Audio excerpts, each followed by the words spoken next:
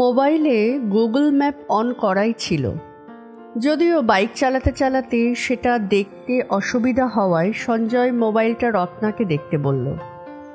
বাইকের মোবাইল হোল্ডারে যে মোবাইলটা রাখবে তারও তো উপায় নেই।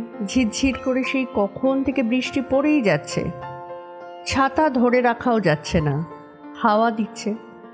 রত্নার রেনকোটও পরে নেই, যদিও সঞ্জয়ের মাথায় হেলমেট আছে। বাড়ির থেকে বেরোবার সময় আকাশে মেঘ থাকলেও বৃষ্টি হওয়ার কোনো সম্ভাবনাই ছিল না। এমনিতেই বাড়ির থেকে বেরোতেই ওদের অনেকটা দেরি হয়ে গেছিল। প্রায় 10 কিলোমিটার পথ যেতে হবে ওদের। এখন তার মাত্র 4 কিলোমিটার পথ ওরা গেছে। আচ্ছা, তোমার বন্ধুরা আর থাকার জায়গা পায়নি এই ধারধারা গোবিন্দপুরে? আশেপাশে তো কোনো জনবসতিই নেই, দুপাশে খালি জঙ্গল। সঞ্জয় বলল, এই রিসর্টটা নাকি নতুন হয়েছে। হ্যাঁ, শহর থেকে অনেকটা দূরে। অমিতরা ওদের এক পরিচিত দাদার মারফত রিসর্টটা বুক করিয়েছিল। ওরাও বুঝতে পারেনি এতটা দূর হবে, কারণ দেখার জিনিস তো সব শহরের মধ্যেই আছে। অমিত, বিক্রম, তাপস আর অজিত, এই 4 জন হলো সঞ্জয়ের কলেজের বন্ধু। তারা পরিবার সমেত এবং ওদের আরও কিছু পরিচিত লোকজন এই রিসর্টটিতে এসে উঠেছে। সঞ্জয়ের বাড়িও এই শহরে নয়, সেও চাকরি সূত্রে এখানে এসে আছে তার স্ত্রীকে সঙ্গে নিয়ে।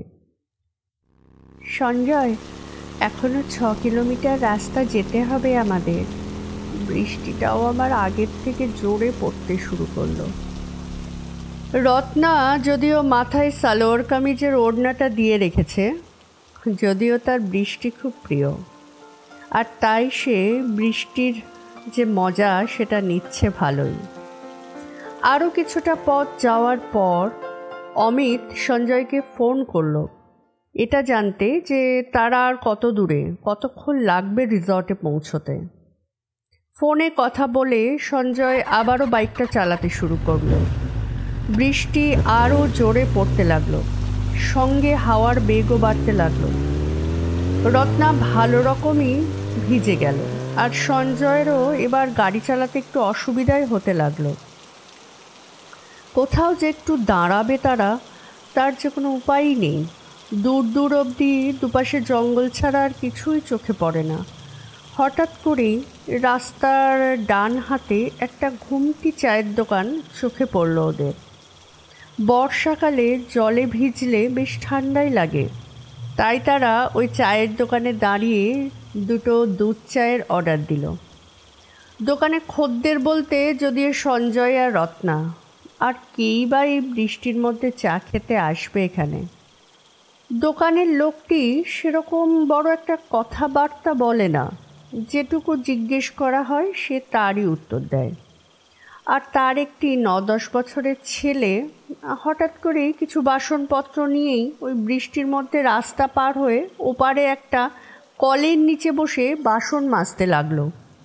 রত্না দোকানের লোকটিকে জিজ্ঞেস করলো যে এত বৃষ্টিতে ভিজে ভিজে বাসন নামে, যে বৃষ্টি থামলে সে তো মাজলেই পারত, বা সঙ্গে একটি ছাতা নিত, তাও হয়ে যেত।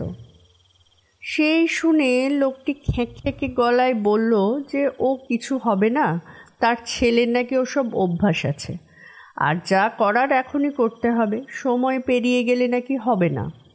যদিও এই শেষ কথাগুলি তার যে কি অর্থ তার রত্না বুঝতে পারল না।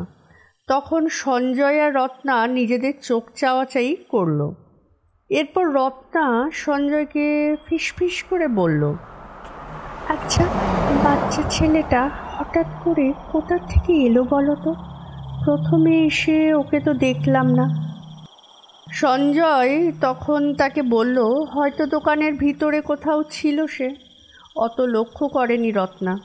রত্না তখন নিজের মনেই বলতে লাগলো, দোকানের ভিতরে তো কোনো ঘর নেই, তাহলে? এই বলে সে নিজের মনে ভাবলো যে সে হয়তো একটু বেশিই ভাবছে। ছেলেটি হয়তো দোকানের ভিতরেই ছিল, সে লক্ষ্য করেনি। দোকানের লোকটি সঞ্জয়দের বলল যে তারা যেন বৃষ্টি থেমে গেলেই বেরিয়ে পড়ে, এই জায়গাটা নাকি খুব একটা ভালো না। এরপর সঞ্জয় আর রত্না নিজেদের মধ্যে কথাবার্তা বলতে লাগলো। দোকানের লোকটি হাতে করে আরও 2-3টি বাসন নিয়ে রাস্তার উল্টো দিকে তার ছেলের কাছে চলে গেল। সে ওই জলের মধ্যেই ভিজতে ভিজতে গেল। তারপর অল্প কিছুক্ষণের মধ্যে বাবা ও ছেলে মিলে রাস্তা পেরোতে গেলে ঠিক যখন তারা রাস্তার মাঝখানে, তখন একটা বড় লরি কোথা থেকে হুশ করে এসে ওদের দুজনকে ধাক্কা মেরে চোখের নিমেষের মধ্যে পেরিয়ে চলে গেল। সেই দেখে রত্না আর সঞ্জয় তো রীতিমতন হতবম্ব হয়ে কিছুক্ষণ পাথরের মতন বসে থাকলো। তারপর একটু হুঁশ আসতেই তারা পাগলের মতন ছুটে গেল রাস্তার একধারে, যেখানে তাদের বাবা ও ছেলের নিথর রক্তাক্ত দেহ পড়েছিল। তারপর তাদেরকে কিভাবে হাসপাতালে নিয়ে যাবে, কি করবে, কাকে ডাকবে, এসব ভেবে সঞ্জয় 2-3টে গাড়িকে দাঁড় করাবারও চেষ্টা করলো। শেষে তার বন্ধু অমিতকে ফোন করতে যাবে, তখনই পিছন থেকে একজন খ্যাঁকে গলায় বলে উঠল যে আর ফোন করতে হবে না, তারা ঠিকই আছে। গলার আওয়াজটা চেনা শোনালো। আর তখনই রত্না ও সঞ্জয় পিছন ফিরে তাকাতেই দেখল চায়ের দোকানের মালিক ও তার ছেলেটি। তাদের দুজনের সে কি হাসি! রত্না ও সঞ্জয় বাবা ও ছেলের সেই ভয়ানক রূপ দেখে আর তাদের কানে তালা ধরানো হাসি শুনে ভয়ে তো বাবা গো মা গো বলে দৌড়তে আরম্ভ করলো। পরদিন সকালে রত্না ও সঞ্জয় দেখল যে তারা অমিতদের রিসর্টের বিছানায় শুয়ে আছে। তারা রাতের সমস্ত ঘটনা তখন তাদেরকে খুলে বলল, তবে এটা মনে করে বলতে পারল না যে তারা কতক্ষণ ধরে দৌড়েছিল।